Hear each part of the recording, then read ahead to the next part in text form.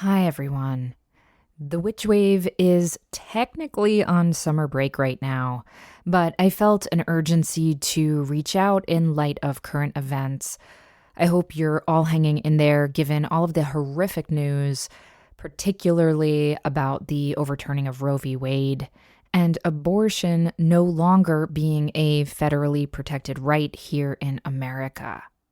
And let's be clear, abortion rights being taken away is just one in a series of attacks that's been happening on bodily autonomy for people of all genders in this country, whether we're talking reproductive freedom or trans rights.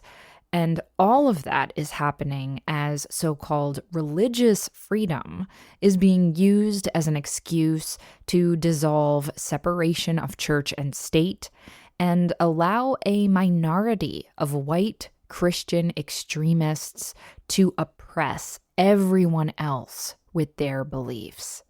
And for the rest of us, this is scary and heartbreaking. But we have fought and resisted in dark days before, and yes, we have ultimately won many battles. And our activism, our magic, our time, our attention, our gifts are all needed here and will continue to be in the months ahead. And our money is needed, so if you have any to spare, please consider donating to the National Network of Abortion Funds, which is at abortionfunds.org. But you're hearing from me now because I recently interviewed witch and activist Sarah Lyons for a Witch Wave Plus episode that was already released for Witch Wave Patreon backers in early May of 2022, when the then supposed and what we now know was actual or almost close to actual draft of the Supreme Court's Roe v. Wade overturn decision was first leaked. I found this conversation with Sarah to be eye-opening, ear-opening, and heart-opening, and she and I agreed that it might be useful for more people to hear right now. And so I have decided to take it out from behind the Patreon paywall and re-release that bonus episode with Sarah Lyons for you all here now. There is so much more to say and do regarding bodily autonomy and freedom and witchcraft, and I know we'll be digging into it all more throughout the summer on the Patreon Witch Wave Plus feed, and of course, when regular Witch Wave episodes are back in September for Season 6.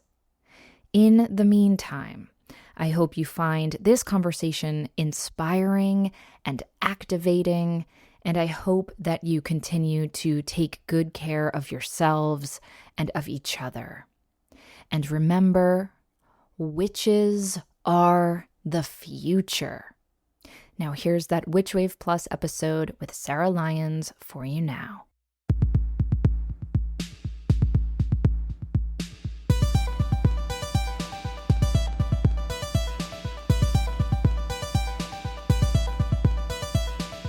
Hello and welcome to Witch Wave Plus. My friends, I don't know about you, but I am still reeling from last week's news about the Supreme Court being poised to overturn Roe v. Wade. I'm devastated, but I'm also deeply determined to do whatever is in my power and my personal code of ethics to fight this and to fight for the freedom and autonomy of all people. And a big part of my attraction to witchcraft and to this identity of being a witch is that the witch is not only a spiritual figure, but she, he, they, is also a political figure, an archetype of liberation, justice, independence, and rebellion. Witches are the antithesis of the white, cis, straight, male, theocratic patriarchy, and they subvert oppression and transgress the status quo using their gifts, their skills, their magic. Now, I've been a Planned Parenthood supporter for many years, and I also recently started donating to the National Network of Abortion Funds, though there are, of course, many other places one can donate, among many other actions that one can take.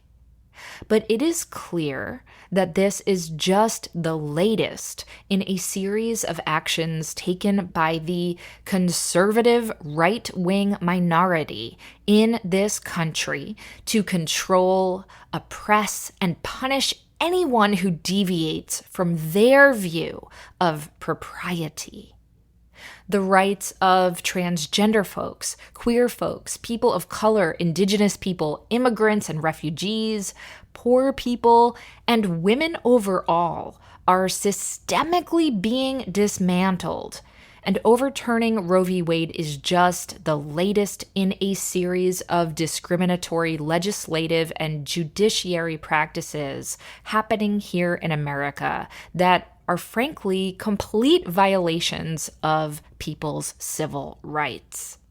And I'm not going to lie, I am a hopeful person and a positive witch, but it sometimes feels incredibly overwhelming and really fucking scary. And that is why I wanted to talk to my friend, the writer and activist witch, Sarah Lyons. Because Sarah is someone who has been fighting the good fight for years and who knows how to blend practical, material, political action with magic, imagination, and ferocious hope. Now, here's a big content warning for you. Our conversation is heavy. Sarah gives us some pretty tough love, and our chat goes to some dark, even pretty bleak places. And I didn't feel entirely comfortable during it myself, because talking about what's happening in this country is fucking uncomfortable, and it should be. These frightening developments will not just go away without us facing them and using our power and ingenuity to fight them and conjure spectacular and just new alternatives. All that said, I also believe that the only way for us to maintain our energy and morale so that we can do this work in a sustainable, successful way is to be conscious about taking care of ourselves and each other. And that means knowing what we have the bandwidth for at any given time. And so, if you aren't currently in a place or state of mind to be able to listen to some heavy conversation about abortion, rape, oppression, surveillance, fascism, etc., this episode might not be for you in this moment, and that is okay. I will say that Sarah also does offer advice, magical and political inspiration and actions, hope, determination, and bright vision as part of this conversation too. She also happens to be super smart and an utter delight to be around, so if you can hang in there with us, I think it will be worth it. But that is completely up to you. A little more about Sarah Lyons. She is a writer, activist, filmmaker, and witch. Her writing and herself have appeared in Teen Vogue, Vice, the CW show Mysteries Decoded, and her first book, Revolutionary Witchcraft, was published in 2019. Her second book, How to Study Magic, will be out in October of 2022 from Running Press, so keep an eye out for that as well. Sarah, this revolutionary witch extraordinaire, joined me from her home in New York City via Zoom.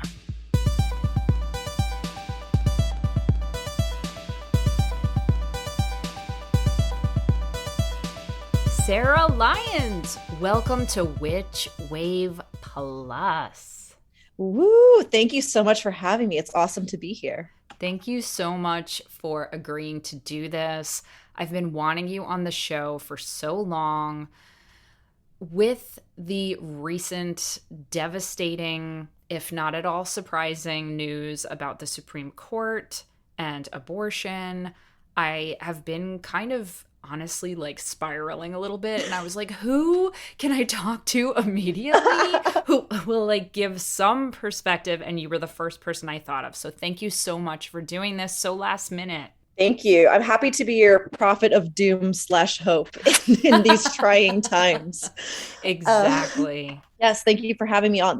I love the show, so this is awesome. Yay. So, Sarah, I invited you here because not only are you my friend, but you have written this beautiful book. It's a few years old now, but I just revisited it and it is still incredibly all too relevant. And this is your book, Revolutionary Witchcraft: A Guide to Magical Activism. Now, you wrote this book in 2019 just to paint the picture. Trump was still president. George Floyd and the Black Lives Matter movement had not quite crescendoed into what it was to become during the pandemic and still is. Still, this is so painfully relevant. And I would just love to hear a little bit of context for what inspired you to write the book. Sure. So once again, thank you for having me on. So I was actually approached by the publisher to write this book, and it was something I had kind of had drafts of. It was kind of syncretic in that way. I had drafts of a book around the intersection of politics and witchcraft and magic and these kind of realms. And I got reached out to by Running Press, my publisher, and they said, we really like the stuff you've written around this subject. Would you ever write a book about it? And I was like, honey, I've already got a pitch ready to go. Yeah. So it kind of went that way. And there are other books out there, or, blog posts, and like, people have written about magic and activism, right? I'm not the first person to do this, right? But what I wanted to do wasn't just talk about moments in history where people did literal magic to cause literal change. I wanted to kind of invite people to the idea that magic is a part of the fabric of reality. It's part of what we do every single day. We interact with it without even really consciously thinking about it a lot of the time. And our enemies also do it consciously and sometimes subconsciously, right? Like I was and am of the opinion that Donald Trump is a chaos magician, whether he knows it or not. I think if you look at what we're going to talk about today with the religious right, they're obviously using prayer, obviously using magic to advance their ideology. And I think it's kind of foolish, if I'm being honest, of the left or of, people on the opposite side to just kind of leave that spiritual technology sitting there, right? Like, obviously this stuff works. We're seeing it in action right now. We're seeing once you recognize these gears of how things work, it's possible to pick up those reins and use them for good, right? We're Mm-hmm. seeing them used for bad things. We're seeing them used for evil right now. But I think we hurt ourselves when we don't pick up that same charge. I mean, we don't access that same power and use it for positive change, right? And so I wrote the books to kind of be an introductory book. If you had never done witchcraft before, but you were politically motivated, this could be a way for you to Like a gateway. engage in that. Yeah, it could be a gateway for that. And if you were someone who was politically engaged, but you were like, I don't really know why witchcraft is so popular right now, what's going on with this, it could be a way for you to kind of like see into that world and be like, oh, okay, this is what this is about, and like this feels appealing to me as well, right? Mm-hmm. And you do such a beautiful job of threading that needle. And one of the things I really appreciate is that you start the book by even explaining, like, what a witch is, and by debunking some of the mythology and pseudo history around witches. while at the same time acknowledging that this is a word that is used and has been used to oppress and silence people in the same way we use the word terrorist or refugee. I'm paraphrasing you now. And I really appreciated that framing, and I'd love to hear you elaborate on that.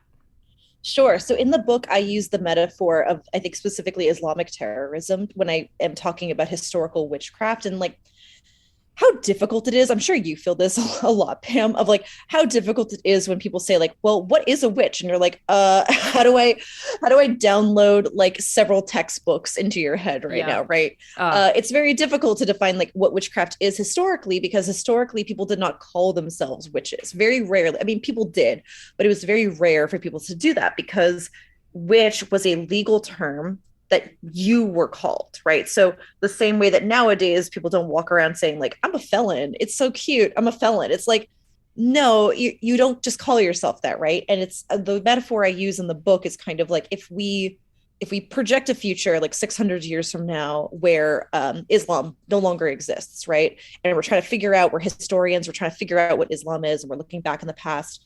And all we have to go on is like post 9/11 trial records or torture records of people in like Guantanamo Bay or people who have been tried for terrorism, like Islamic terrorism. We get a very bad picture of what Islam looks like, right? Like we get a very sure. inaccurate and scary and short-sighted view and like by definition like politically charged view of what that Propagandist view. propagandist view of what that religion looks like, right? And I think that it's not quite the same, but I think it is a similar thing that we have to kind of do, like a framework that we have to don when we look back at witchcraft and we're trying to study it historically, saying, like, okay, something was going on here. People were doing this, people were doing something like what is being alleged here.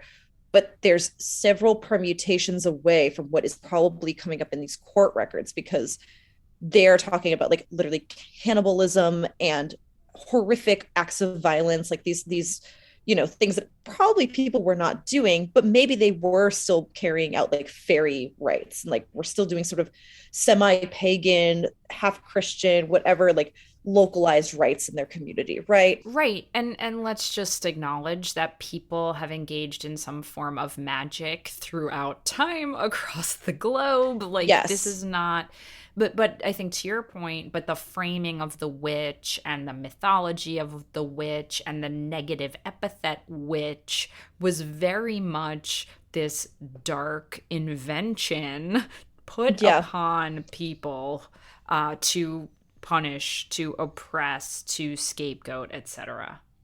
Yeah, and I think too, if we are to acknowledge this, right? Like if we are to say that witchcraft is a political label because it is like a legal label, right?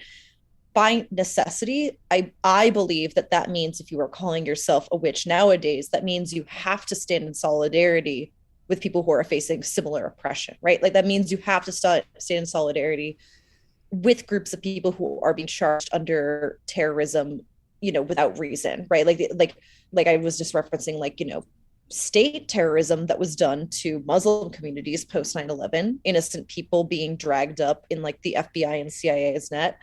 People, I mean, we're gonna get I think we're gonna get into this in like a minute, but just like the word terrorism itself and what a slippery definition and politically charged definition that is. Like whoever's in power gets to determine what that word means. And oh boy, does it slip and slide around. Well, I mean, let's just say some of the obvious things. There were people who attacked the Capitol building and who tried to harm and kidnap and potentially kill sitting members of government, and yet we largely are not calling those people terrorists. Right. And I mean, I think I get very antsy around the term terrorist Mm-hmm. because Same. I have technically been held on terrorism charges. Like I was arrested and held as a terrorist. So I Do you want to I am talk always, about that, or can you not? yeah, I can talk about, oh yeah, those charges were dropped, baby. Was this during I'm a a free woman. protest? Yes, this was I was dropping a banner off of the Manhattan Bridge and the banner said vote. Because of certain events, let's say in New York City's history, if you are arrested on a critical piece of infrastructure in the city of New York, you are immediately charged with terrorism. So I was arrested and I was questioned by the FBI and the NYPD counterterrorism unit for like 6 hours. It was Whoa. really bad. It was oh no, it was like straight up traumatic. It was very bad. I'm But sure. I'm sure. it I think here's the thing is like those charges were dropped. I am a free person. I benefit from white privilege, from like all these other things. I had a very good lawyer at the time. I'm very grateful for the outcome that I had because I can now look back on it and reflect on the legal system, reflect on policing, reflect on these words that we're using right now because I had that momentary brush with that. Mm-hmm. Some people it's not momentary, it's their whole lives. Yep. It marks them for the rest of their life. So to return to kind of witchcraft for a second, I think that when we talk about these words nowadays, and I mean I do it, obviously I do it too, we throw around the word witch kind of all over the place. And in the past, that would have been so unthinkable for you to do. Right? Unthinkable. Absolutely unthinkable. And I think it's with that lens that it helps us understand perhaps how we can view these people in the past and how we can situate ourselves now looking forward towards laws that might bring about a very similar circumstance Mm-hmm. into our own lives. Mm-hmm. Beautifully said. So let's dive into what the fuck is happening right now. This is so funny. We were joking before we came on, but I was like, I might not be very coherent or articulate this episode. Like I've just been kind of screaming in alone like the last few days in my room. And so if this is just me going for the next hour, that might just be it. Fair enough. And Apologies in advance. I don't think anyone would blame you if this was just an hour of screams. That said, revisiting your book honestly made me feel better.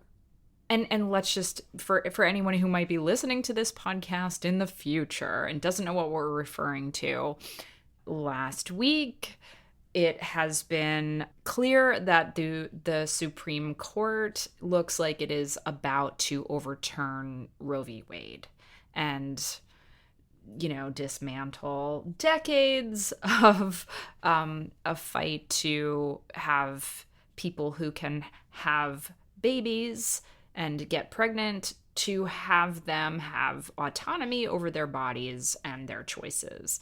It's, in my opinion, devastating and horrible. Not, again, necessarily surprising, but to actually see that it's happening, it's just sickening. And yeah, I just want to scream and scream about it. Yeah. It's a scream worthy thing to happen. Like there's been a lot of moments where I'm like, okay, no, I'm calm.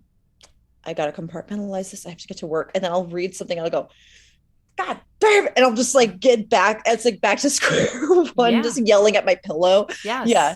Yes. Yeah. And I think that rage and that anger can be fuel.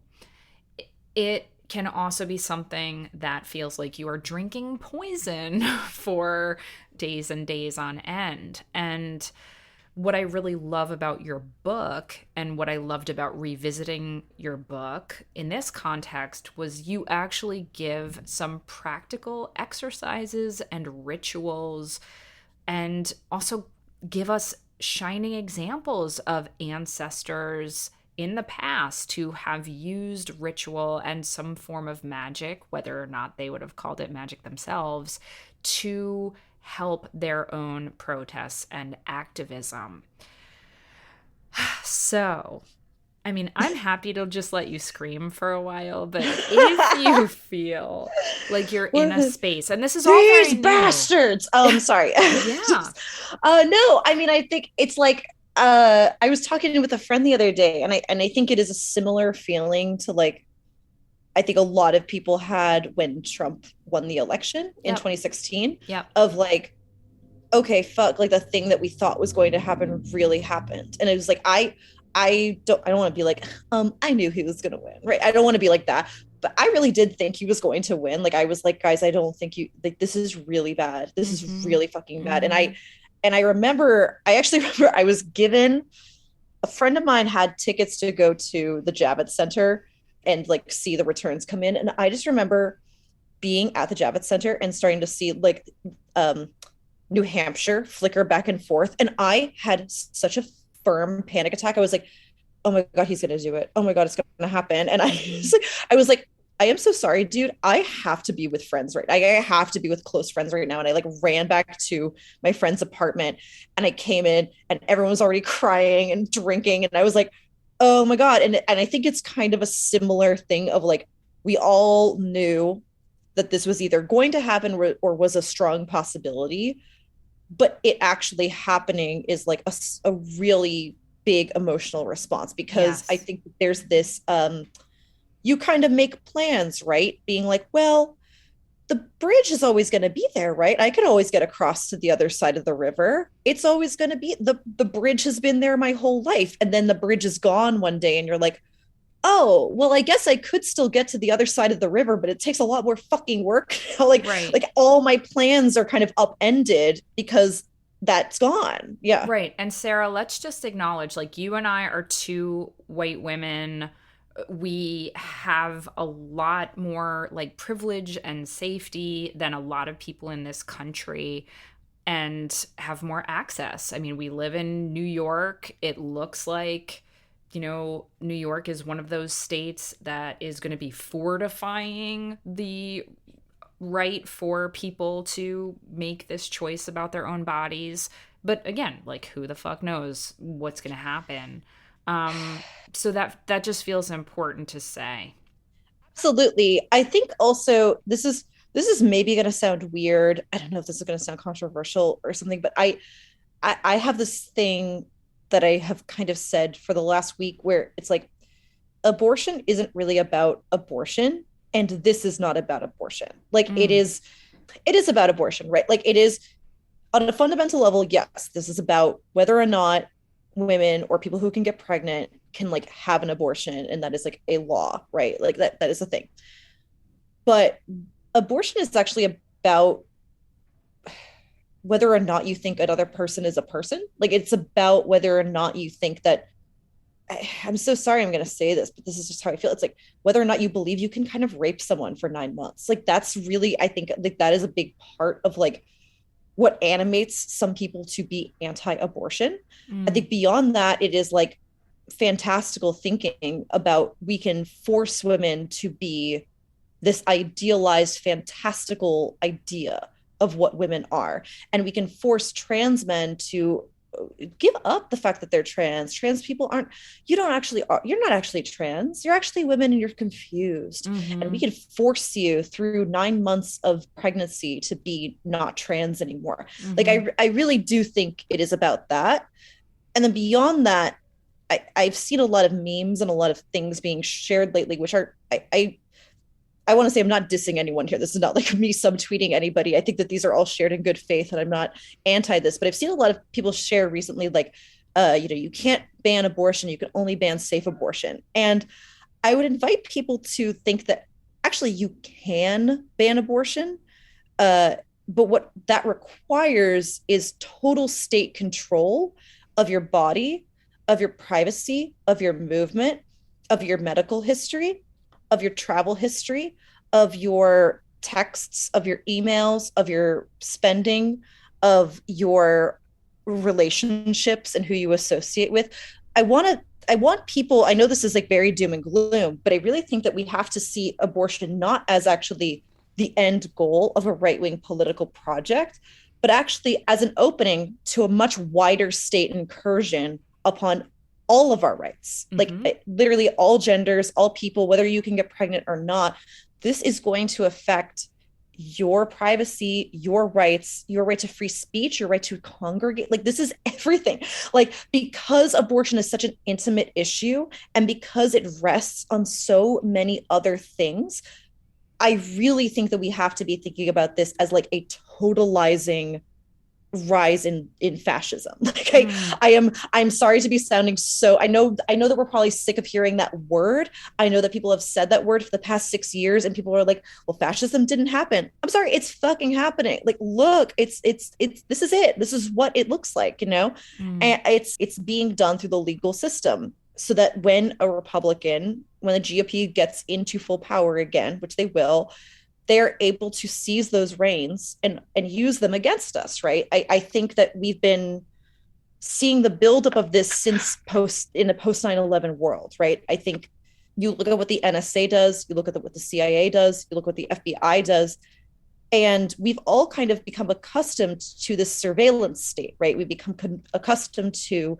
like, people make jokes about, like, LOL, I'm on a list now because of what I searched. Like, my FBI informant must be so annoyed with, like, me searching, my whatever, this and that. And it's like, that's not funny. Like, that's actually the fact that we've internalized it to that degree, I think is actually very serious. And we have to become uncomfortable again with these things because we're about to have this security state turned on all of us in ways that have only since been turned on people that, I'm sorry, we did not care about when it was turned on them. We did not care about it when it was turned on sex workers, on immigrants, on Black women, on immigrant women, on trans people, people of color in general. Like, this has been building. And yeah, sorry, I know this is where I said I'm going to rant for a long time. But I think, I agree. For now, we're safe in New York, right? Mm-hmm. For now, abortion pills are legal and you can get them anywhere in the United States, regardless of state laws. For P.S. now, these If things you are there. weigh less than 195 pounds, because Yes. if you weigh more, there is no pill option, which I just learned. Yes. And so also that, also that is terrifying. Mm-hmm. Um, but I mean, how long do you think that these things that even the bare minimums that we have, like, how long do you think that they're going to allow us to have that? I think for my whole life, I've heard people say they're never going to actually undo Roe v. Wade because that will take away their fundraising ability. That will take away, they need that to whip up the base. No, they were serious. They were serious this whole time. And you were the ones who weren't listening to them. And so, can we all listen to them now? Can we listen to them? I was just reading in the financial, I feel like I'm an old person. I was just reading in the newspaper. I was just reading in the Financial Times earlier an interview with someone who's an anti-abortion activist. And he was like, well, everything's on the table now. There's nothing that's off the table. Mm-hmm. So I think we have to listen to them. When they say that nothing is off the table, they mean nothing is off the table. And what should our response be? Yeah. And I think, this has been a very long game, like decades and decades long game, also of like, redistricting, who can vote or taking away voting rights of certain populations and, putting judges in certain seats, not necessarily on the Supreme Court, but all throughout, the country in different positions. And certainly this culmination of these people now on the Supreme Court, all of whom I believe has been kind of wedged in there through really unconventional means and is representing a minority of people, and that's what I think feels the scariest, that most people agree that abortion should be legal. We've seen the statistics. I've seen statistics that, what is it, like 80 something percent of Catholic women believe abortion should be legal or some form of birth control is part of their life.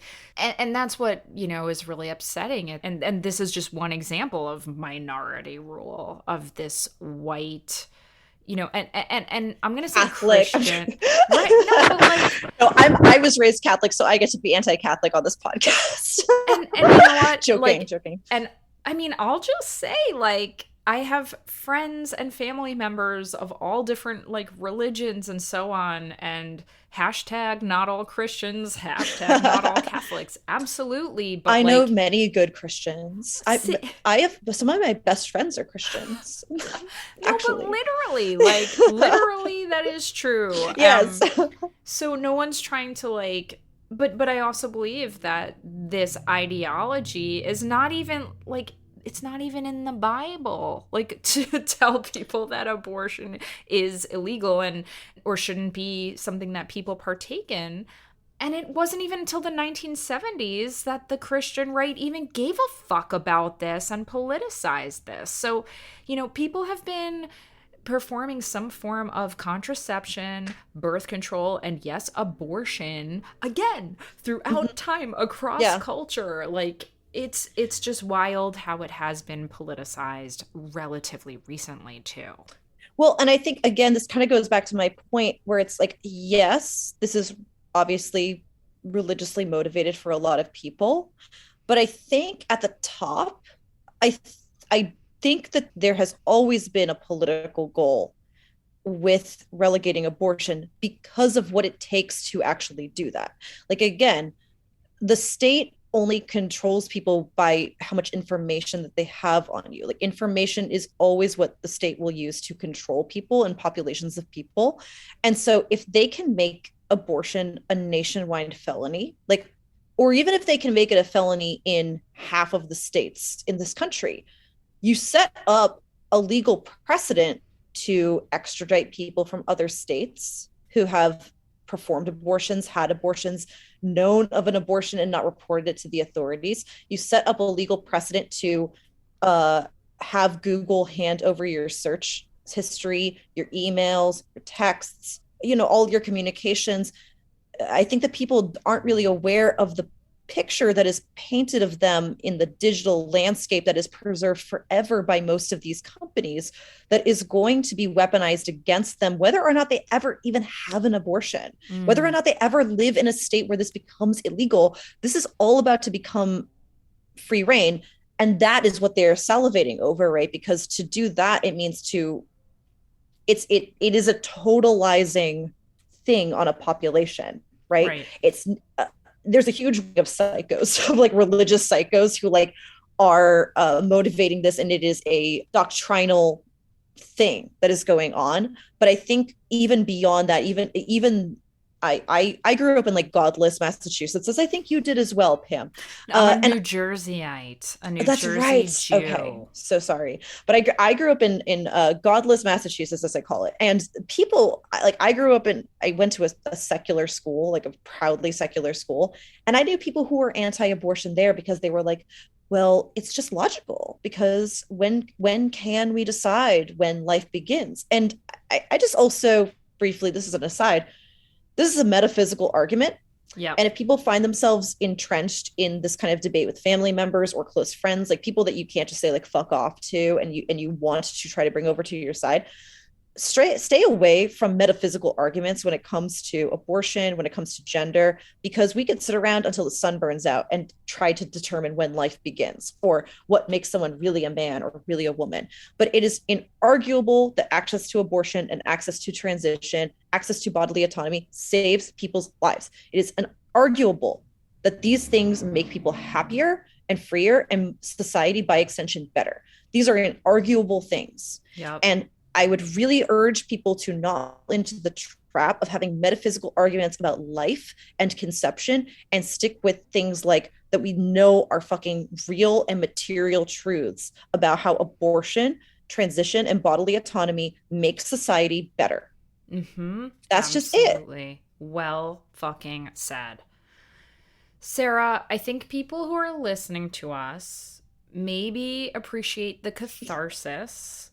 Maybe I'm just projecting. Maybe some of them are feeling a little bit, I don't know, anxious. And it's good to wake people up. But I have a feeling that people could also use some fucking hope, some actions, some magic. So let's shift into the what the fuck can we, as witches, as citizens, as human beings, what can we do? And I don't expect you, Sarah Lyons, to have all the answers. Here's how we fix the Supreme Court. Okay, number one, jot this down. Everyone jot this down. Okay. Breaking No. news, Sarah Lyons saves the motherfucking world. Fixed it. Guys, I came up with this last night. Guess what? I figured it out. No, I don't fucking know. Just kidding. I have some ideas. I don't know, but I have some ideas. Okay. Okay, so first of all, I think that one thing on the topic of witchcraft is that we've I think become accustomed to, and I'm not against this, but we've kind of seen the witch archetype and thing in the last few years be a very public facing thing of like how we dress, what kind of art we like, what kind of jewelry we like, what kind of posts we make. It's a kind of performative and aesthetic sort of thing to in a lot of sense. Like that's how people experience it, I think, for the first time, perhaps, or how they show off that they are a witch to someone is like these kind of witchy aesthetics kind of thing. Mm. And I love it. Like I grew up in a time of GeoCities websites with like glittery backgrounds and really ugly aesthetics. Yeah. And so I love what the turn that has taken place over the last few years. But I do think that we should consider perhaps the witch as a silent and secretive operator. The fact that witches can disappear, can become smoke, can blend into the landscape, can operate in secrecy. Shapeshifters. Shapeshifters. I think that these are aspects of the witch that we should embrace and witchcraft that we should embrace. I urge everybody to look into digital security and infosec. Um, if you are in a state that is looking to criminalize abortion or has restrictions on this, or even if you are like in a state that is not doing that and is thinking you might want to get involved in helping people get abortions, I would switch to using things like the Tor browser or the Brave browser for your internet, using things like Proton Mail for email, using Signal and other encrypted messaging services for those types of things. Like, try to get your data out of the country if you can. Like, thinking about these types, like, so they can't be subpoenaed, like thinking in these types of terms, right? I think beyond that, I think something I tried to do with my book and something I am going to try to do now is say that like witchcraft operates in part in the realm of the imaginal, right? Mm-hmm. We are witches. This is very silly to a lot of people. I like that it's kind of silly. It's like I'm a witch. That's like calling yourself a zombie to some people. It's like calling yourself like a werewolf to I'm some a people. Like vampire. I'm a vampire. Like that's like a mythical creature, right? And I mean there is, I will say, for anybody who's like, for any Anne Rice or people who were like my age in the 90s fans, like I see your vampire lodges, I hear you, you are valid, right? Your Mm. house Capiru and all of that. We love you. Um but anyways, but it's like, you're saying you're a mythical creature to a lot of people. So I kind of revel in that, but it operates in the realm of the imaginal. Like it operates in like, we are people who talk to spirits and talk to gods and do weird things with the elements and energy. And like, it's like we're operating outside of the realm of what is possible anyway. And so I think that what part of what might be hitting people right now is this decision is hitting all of us extremely hard, right? I will put my cards on the table right now and say that I identify as a leftist. I don't really like identifying as like one type or the other. I think it's kind of like none of us have figured out how to end capitalism. So like I don't want to nail my identity, be like, I am a communist, I am a socialist. Like I try to be flexible. I think it's like I try to be humble when it comes to these things because like I think there's things to learn from all of these different ideas and tendencies and whatever. But that's where I am coming from when I say this. But like I have for a while not really believed that the United States is a democracy.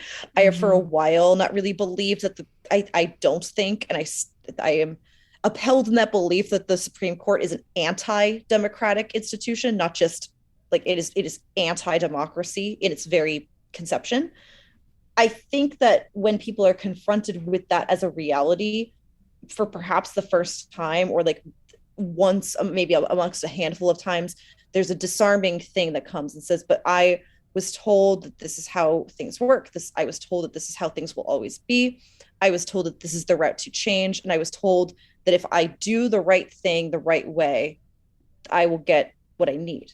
And I am not saying to stop doing that altogether. Like, I am not saying, like, I plan to still vote in my local election here in New York State, right? So I'm not saying, like, burn your voter registration card, right? But I am saying that we really do have to start thinking, we have to make our imaginations bigger. Mm. And that is a scary thing at first, but I want it to be an exciting thing to people. I want it to be a thing that actually is cause for liberation. I want people to read these books, read these texts, read.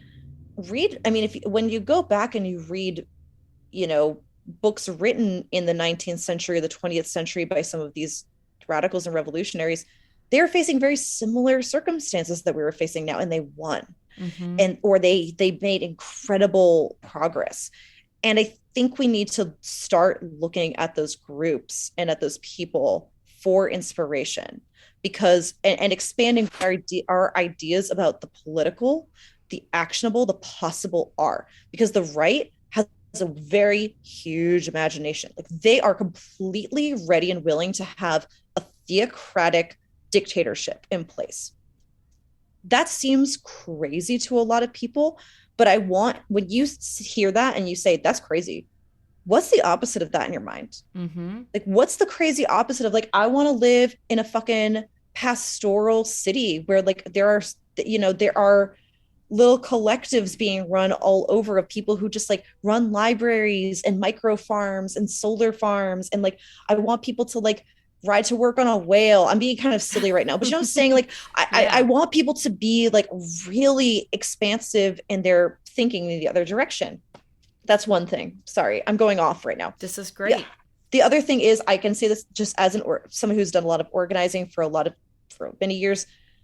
There's a feeling, I think, that comes when you want to get politically involved, where you say, okay, I am going to, like, fuck it, put me in, coach. I'm going to go in there and I'm going to get everyone. And that's awesome.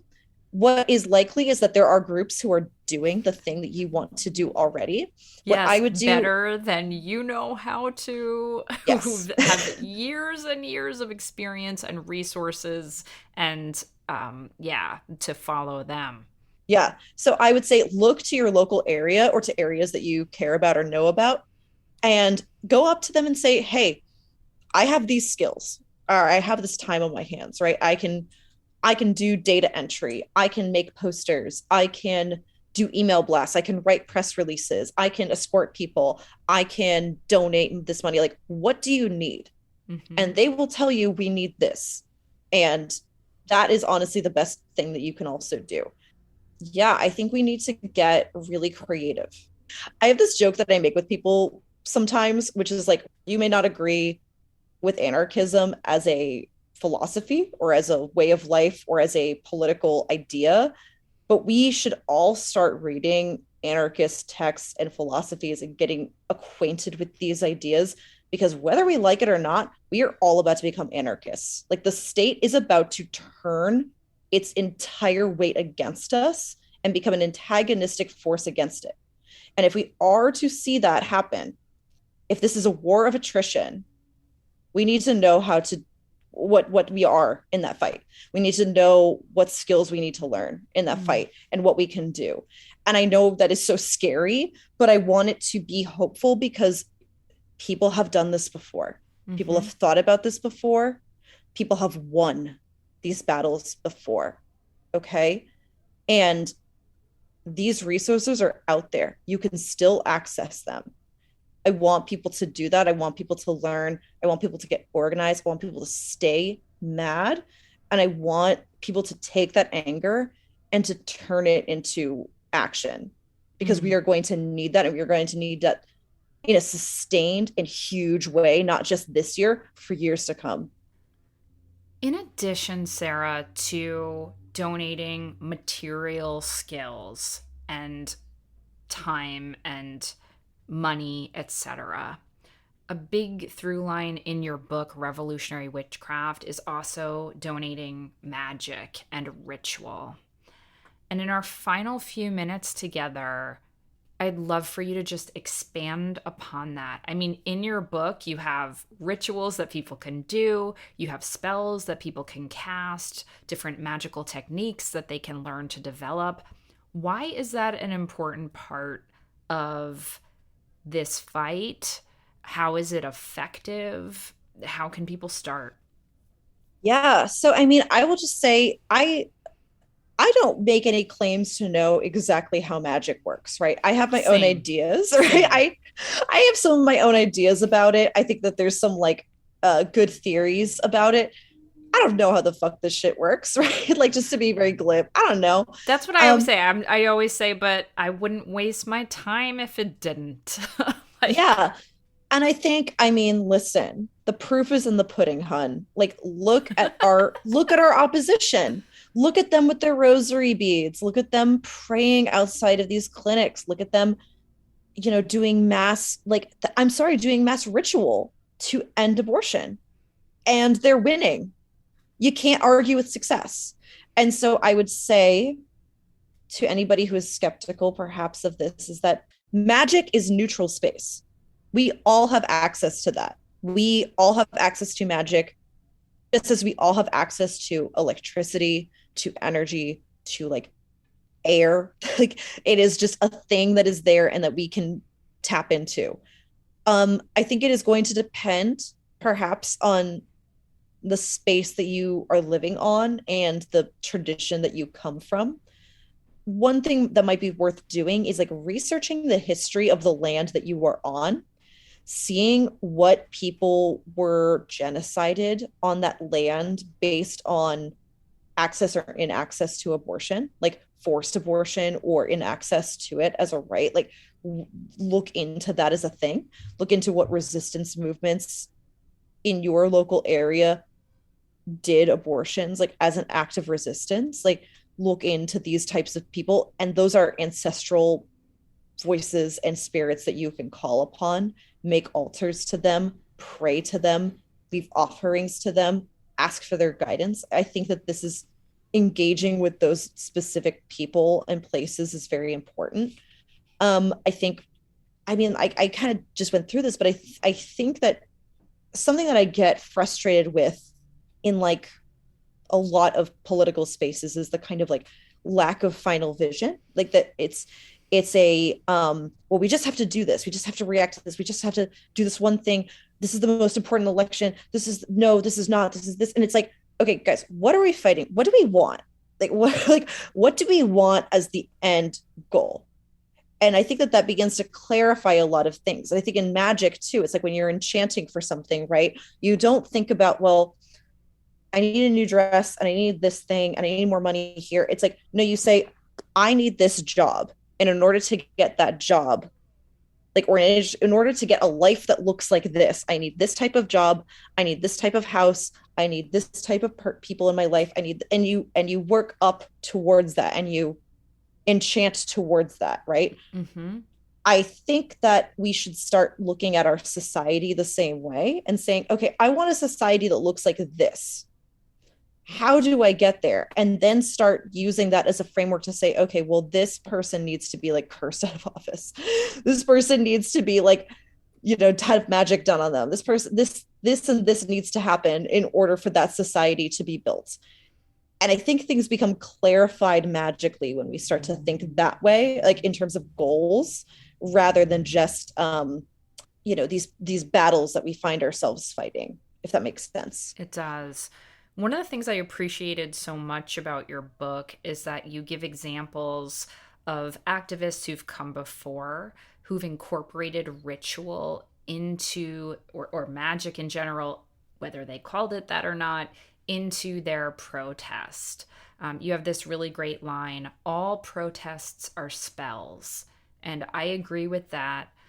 I also agree that those spells can come in different forms. And, you have these great examples from everybody from ACT UP, who, were AIDS activists.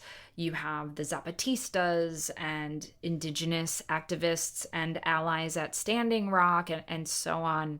And you have examples of them using language or song or different kinds of ritual or magical actions as part of their protest in very real ways, not in metaphorical ways, but in very real ways.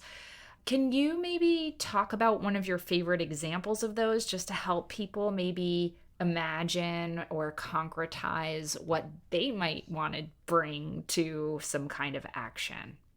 Hmm, that's tough. Thank you for picking up and noticing that. I yeah, like I said in the book, I tried to do groups that were not like I feel like it's a thing when you talk about magic and politics, very understandably and reasonably so, and like with great honor. People talk about things like the Haitian Revolution, which is obviously like caused by magic and voodoo.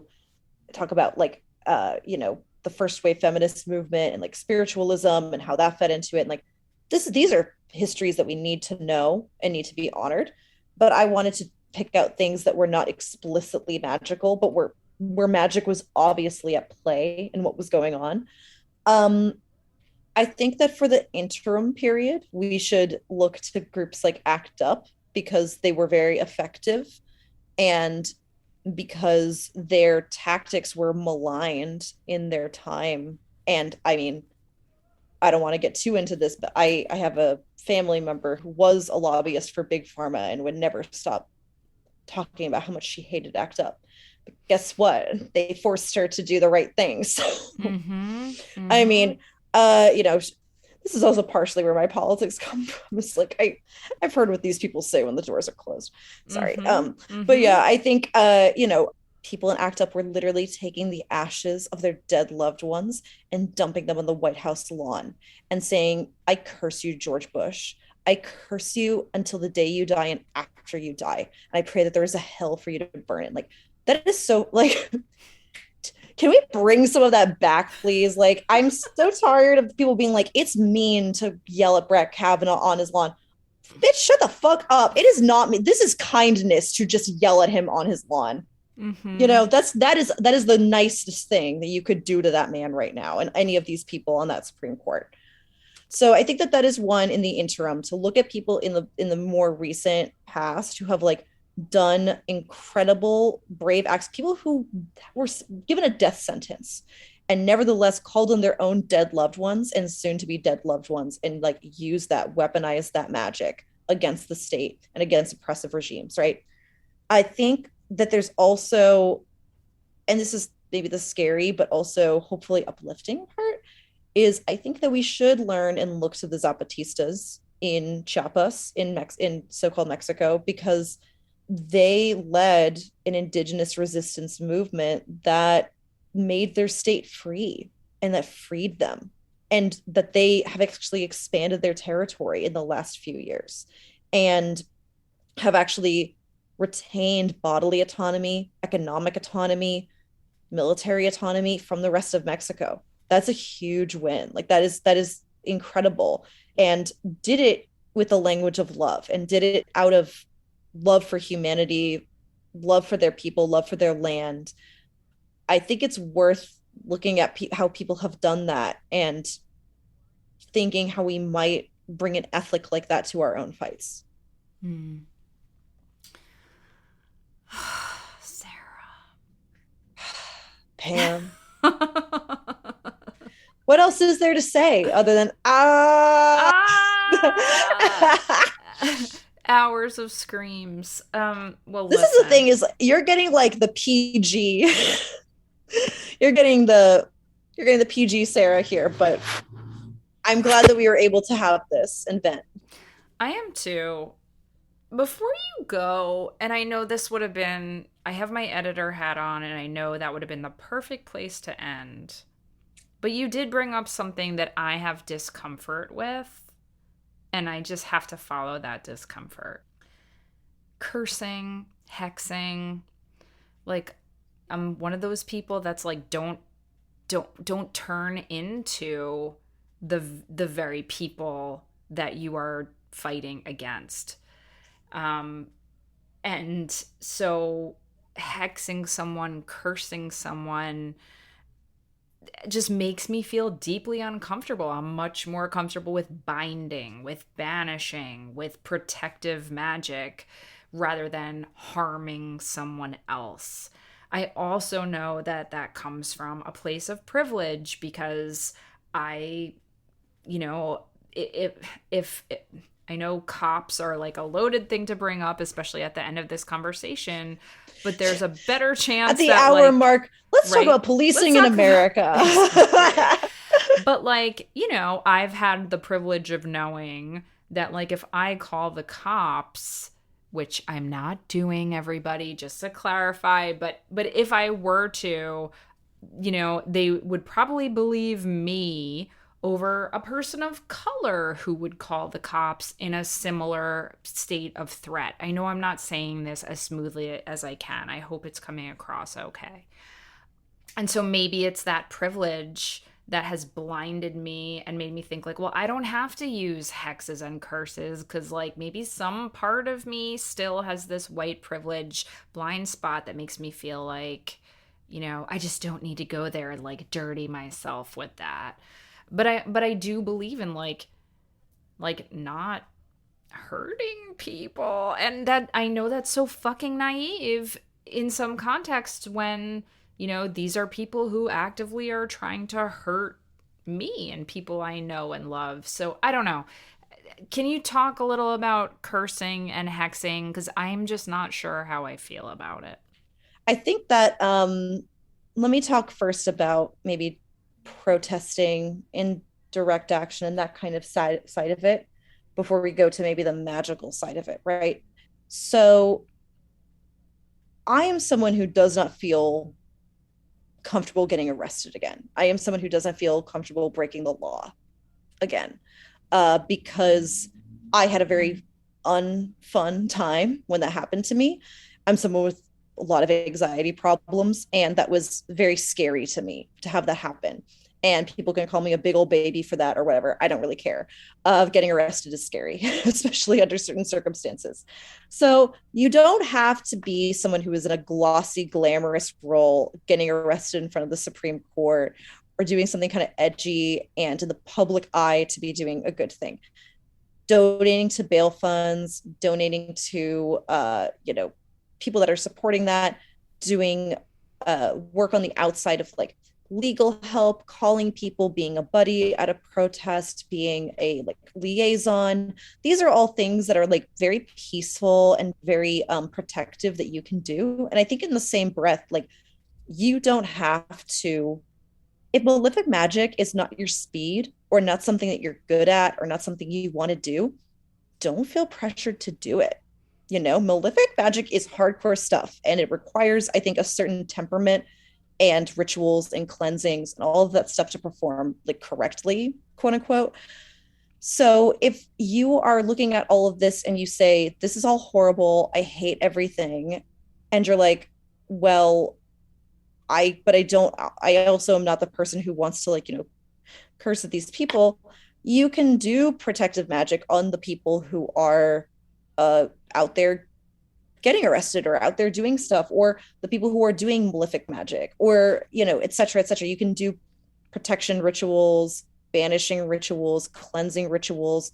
I myself at protests and things like that have offered like protection magic before for people going into it, or cleansing afterward or something like that. These are things that I think that we can incorporate into a protest space, into an activist space, into a direct action space that is very syncretic with witchcraft and everything that we're talking about right now, and does not have to be necessarily antagonistic, but can be part of a larger kind of movement that we're working towards.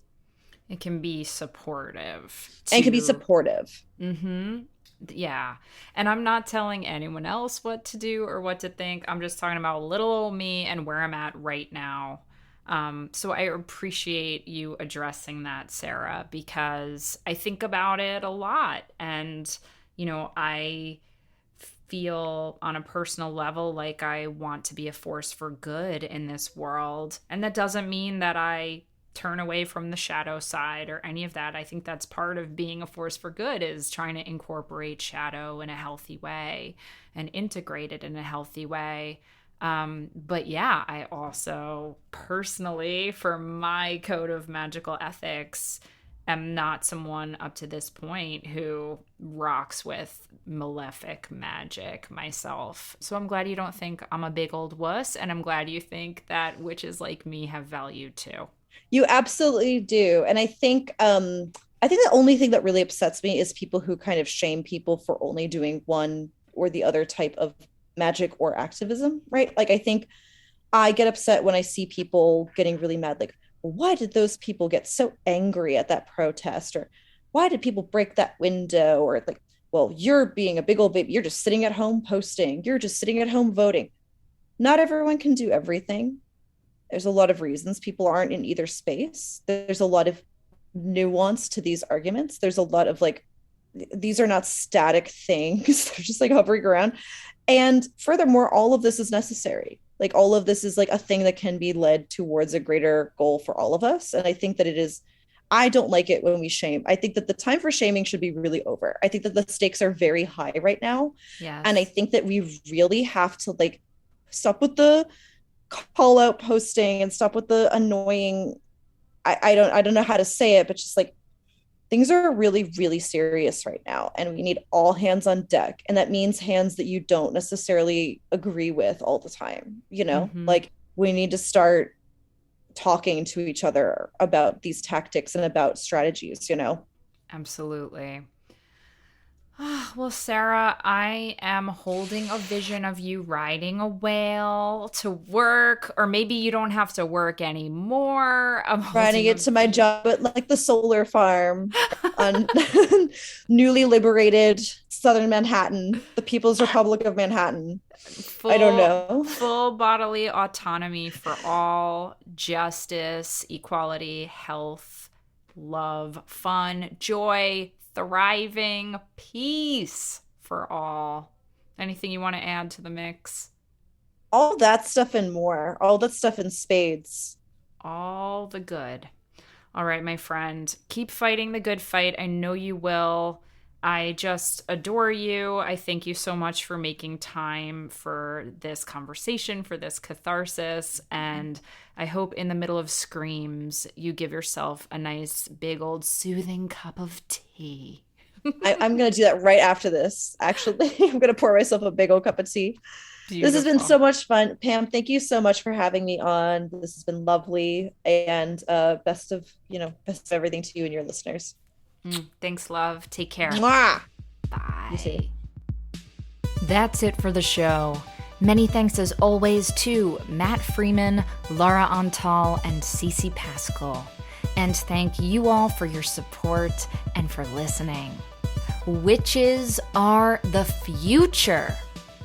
I'll catch you next time on The Witch Wave.